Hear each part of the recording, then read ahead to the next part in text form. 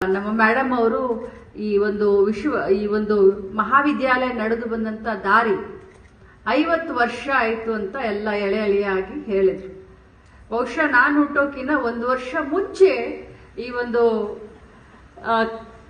Home science ನಮ್ಮ ಮಹಾವಿದ್ಯಾಲಯ ಹುಟ್ಟಿತು. 50 ವರ್ಷಗಳ ವಸಂತವನ್ನ ದಾಟಿ ಈ ಒಂದು ಘಟ್ಟಕ್ಕೆ ಬಂದು ನಿಂತಿದೆ.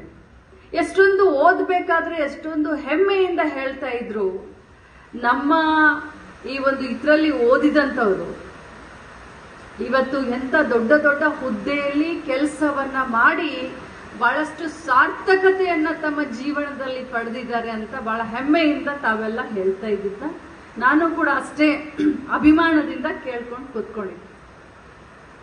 ನನಗೆ ಮಹಿಳೆಯರು ಅಂತಂದ್ರೆ ಎಲ್ಲಿಲ್ಲದ ಒಂದು ಪ್ರೀತಿ.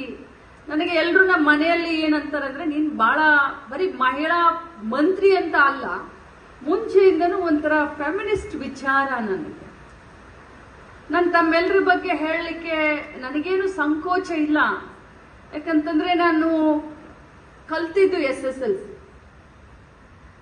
18 ವಯಸ್ಸಿಗೆ ಮದುವೆ ಆಯಿತು. 5 ಜನ ಹೆಣ್ಮಕ್ಳು. ನಾನು 2ನೇವಳು. ನೋಡ್ಲಿಕ್ಕೆ ಸ್ವಲ್ಪ ಈಗ ಏಜ್ ಆಗಿದೆ ಬಿಡಿ, ನೋಡ್ಲಿಕ್ಕೆ ಸ್ವಲ್ಪ ಎಲ್ರು ಸುಮಾರು ಚೆನ್ನಾಗೇ ಇದ್ವಿ ನಾವು. ನಮ್ಮ ಸುಮಿತ್ರ ನಗ್ತಾಳೆ, ಅಜ್ಜಿನೂ ಆಗಿದ್ದೀರಾ ಅಂತಾಳೆ. ಸೊ ಹಳ್ಳಿಗಳಲ್ಲಿ ಈ ಸಾವುಕಾರು ಗೌಡ್ರು ಅಂತೆಲ್ಲ ಹೇಗೆ ತಮ್ಗೆಲ್ಲ ಗೊತ್ತು. 25 ವರ್ಷದ ಹಿಂದಿನ ಜನರ ಒಂದು ವಿಚಾರಧಾರೆ ಯಾವ ರೀತಿ ಇತ್ತು, 25-30 ವರ್ಷದ ಹಿಂದಿನ ವಿಚಾರಧಾರೆಗಳು ಯಾವಿತ್ತು.